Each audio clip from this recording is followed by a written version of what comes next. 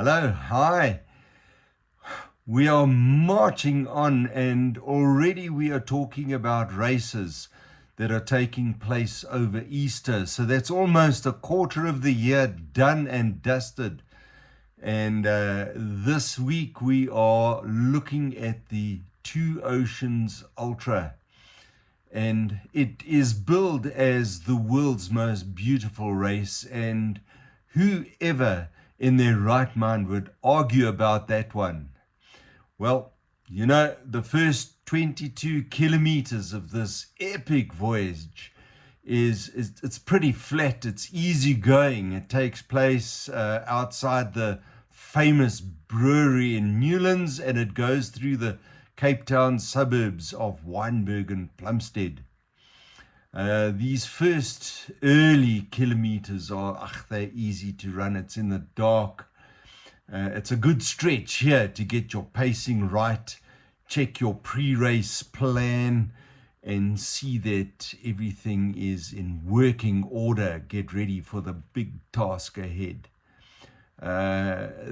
Some of the best kilometers along here, the 6-kilometer stretch that goes from about Muizenberg, the sun's coming up by this time, and you run through St. James, Cork Bay, Clovelly, and then you run onwards to Fishhook.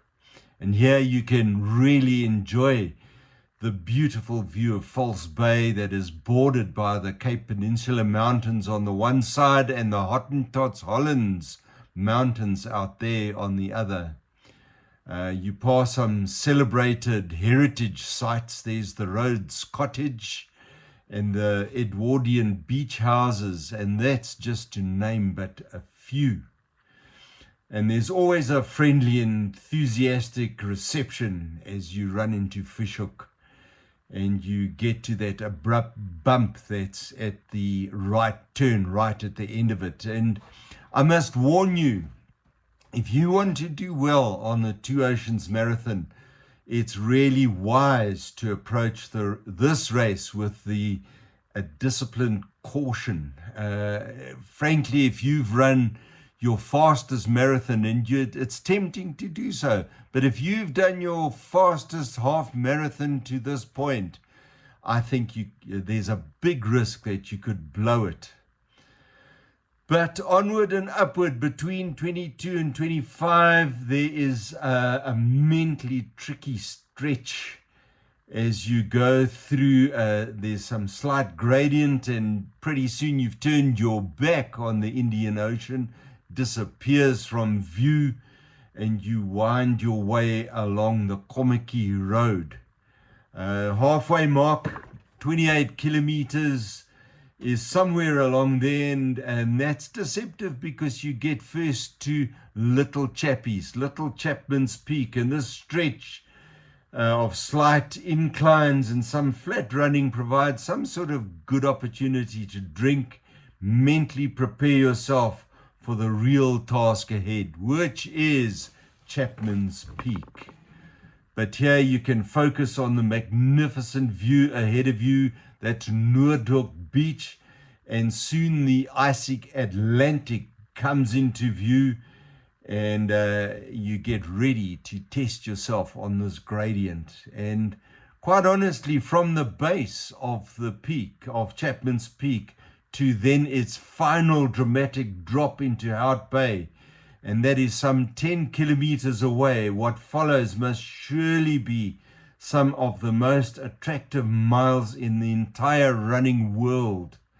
And this is where it earns its name, its reputation as the world's most beautiful race, with the rugged mountain wall on the one side, sheer rock, and then the icy blue ocean far below.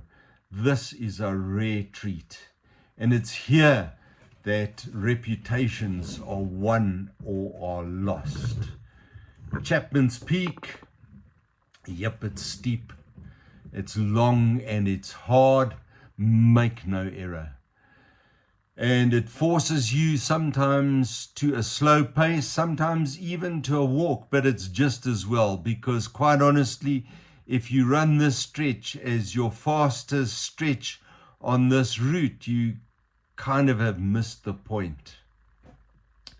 But do not be fooled ahead. It's difficult to get over Chapman's Peak.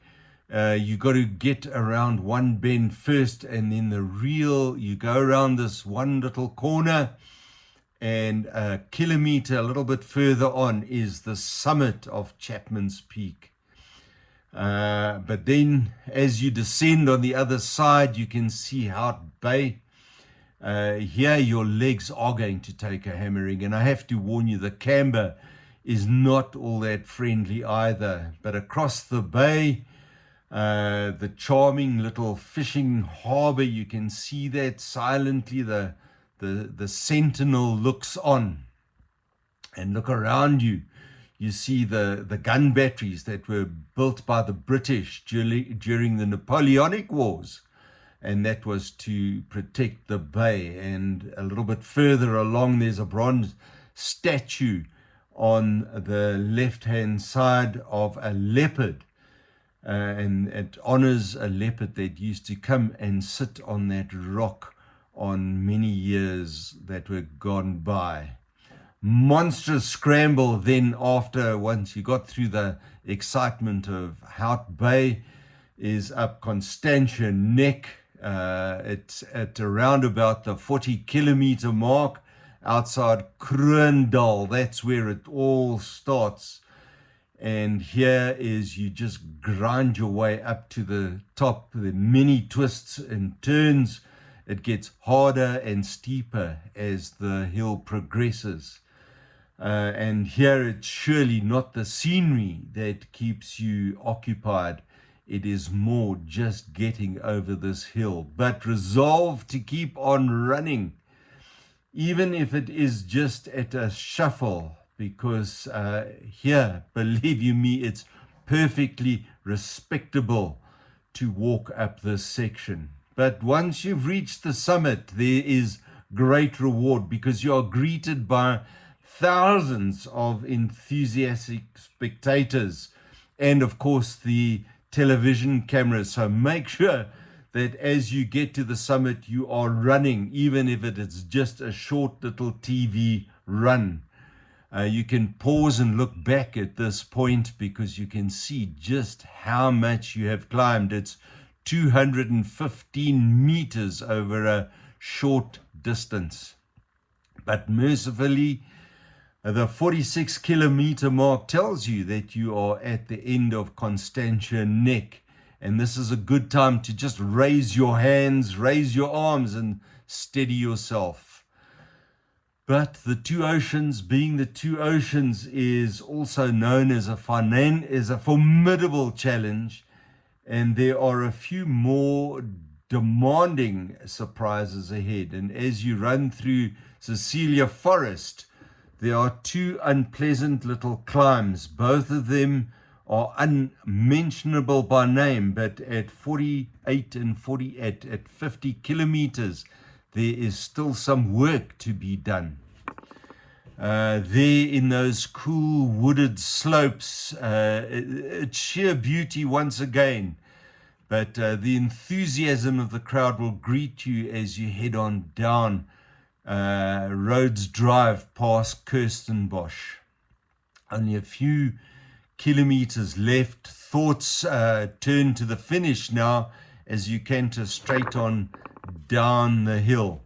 And the route continues down through the beautiful tree line Avenue Rhodes Drive.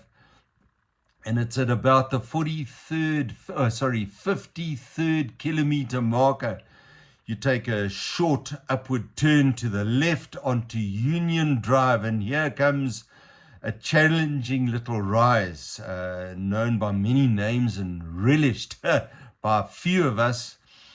But the end is finally in sight. Union Drive is a double carriageway, and it takes you to the university's rugby fields, and there onward to the finish. You remain on the left-hand side, and the majestic slopes of Devil's Peak tower alongside you as you enter the campus of the University of Cape Town and the finish.